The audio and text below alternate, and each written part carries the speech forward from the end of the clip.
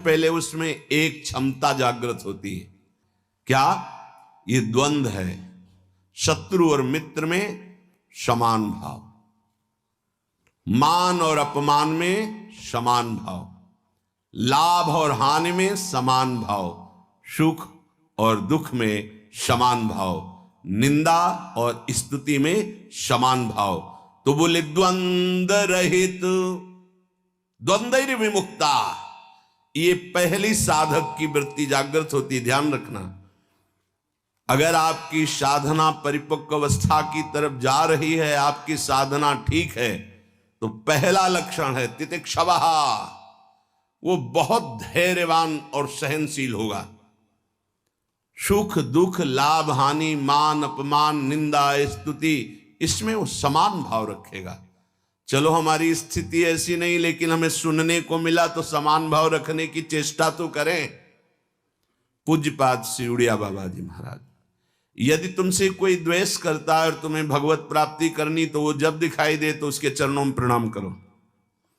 अगर पास से निकले तो राधे श्याम, वो भले ना बोले, अगर तुम ऐसा किए तो उसके बैठे हृदय में जो श्री भगवान हैं वो मिल जाएंगे तुम्हारे को। अगर तुम्हारी दृष्टि दोषयुक्त हुई तो कर लो भजन, जब तक वो नहीं मिटाओगे तब तक भगवत प्राप्ति नहीं होगी।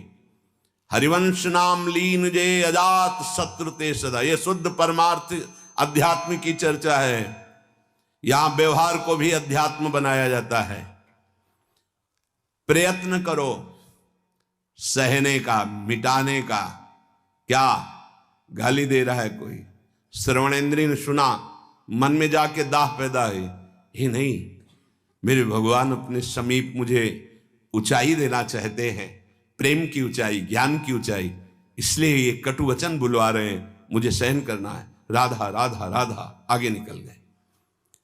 जो सुख दुख, मान अपमान, लाभ हानि आदि द्वंद्वों को सह जाता है, देख लो, यहां लड़ना नहीं है, भक्ति सहना सिखाती। बोले कब तक सहेंगे? जब तक भगवान ना मिल जाए।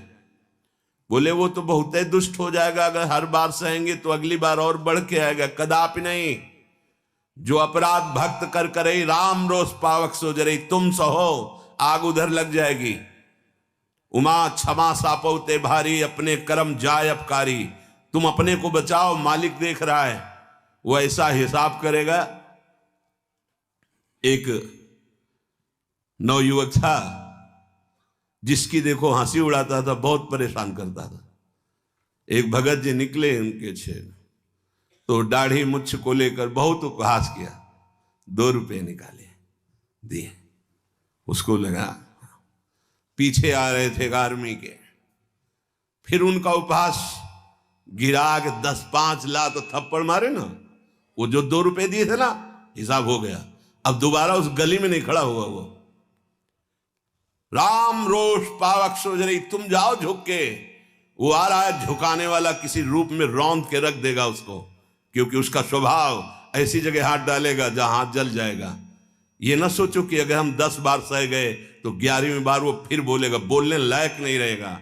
जो अपराध भक्त कर करे राम रोष पावक सोजरी, तुम्हारा कर्तव्य सहन करना और मालिक का कर्तव्य हिसाब करना।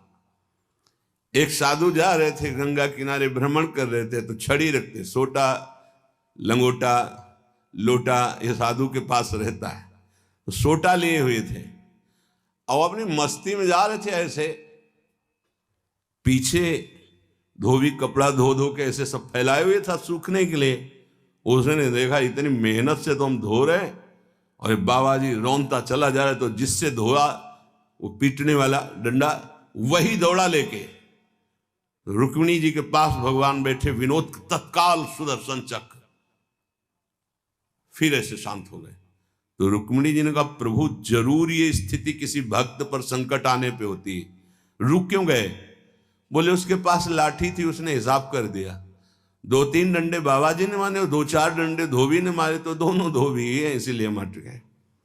हाँ, अगर वो सर झुका देता तो वहां द्वारिकाधीश का सुदर्शन चक्र सेकेंड के कम हिस्से में उपस्थित हो जाता। सर्वव्यापी तत्व है भगवान के पार्षद, जैसे नारायण निकला और वहीं हरि पार्षद प्रकट हो गए। आप अगर डंडे चलाओगे ना तो हिसाब किताब आपका भारी पड़ जाएगा। अगर आपने सर झुका दिया तो वो हर समय तुम्हें देख रहा है। कोई क्षण ऐसा नहीं है, कोई जगह ऐसी नहीं जहां उसके नेत्र न हो। हाँ, विश्व तच्चक्षुर, पूरे विश्व में उसके नेत्र विराजमान हैं। सहना सीखो, यदि आगे बढ़ना है तो सहना सीखो। हमारी बात मान लेना, अगर मान लोगे तो जान जाओगे कि इसका रहस्य क्या है। जो सह गया सो भगवान को प्राप्त हो गया। जितना सहोगे उतने महान बनते चले जाओगे। ये शिक्षा हमको एक शराबी ने दी थी। बैकुंठ धाम ब्रह्मावर्त बिठोर ले गया, एकांत में ठाकुर जी के श्री विग्रह को दिखाया और नीचे के संगमरमर को दिखाया और कहा देखो यही संगमरमर तिल तिल काटा गया, टूटा नहीं तो आज भगवान बन करके आरती होती है। ए बाबा जी बना टूटना नहीं, चाहे जितना कष्ट आवे।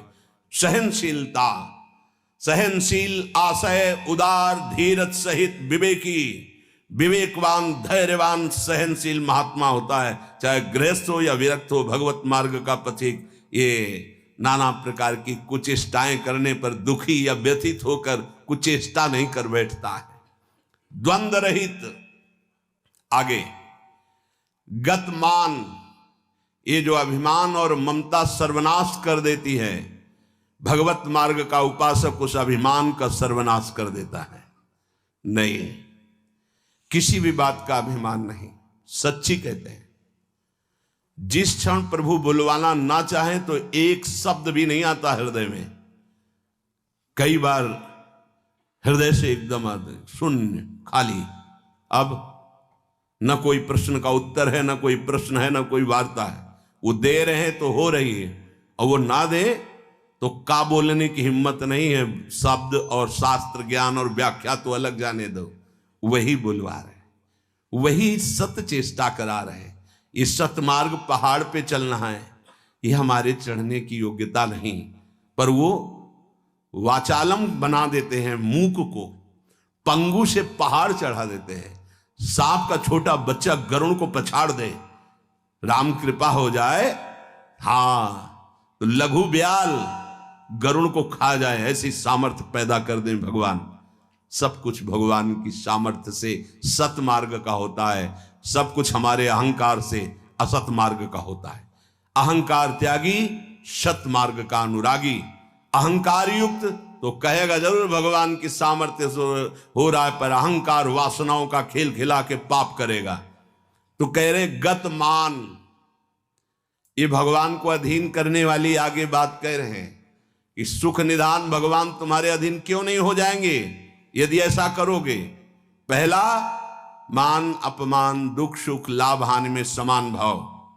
दूसरा, मान को स्वीकार मत करो।